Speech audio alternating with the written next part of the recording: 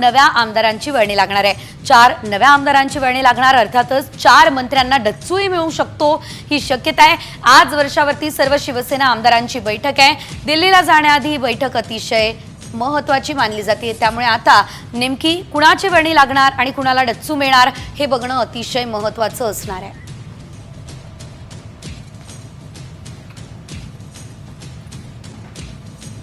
तर यावेळेस आपण बघतोय अब्दुल सत्तार, याशिवाय गुलाबराव पाटील, तानाजी सावंत, संजय राठोड या मंत्र्यांना डच्चू मिळू शकतो।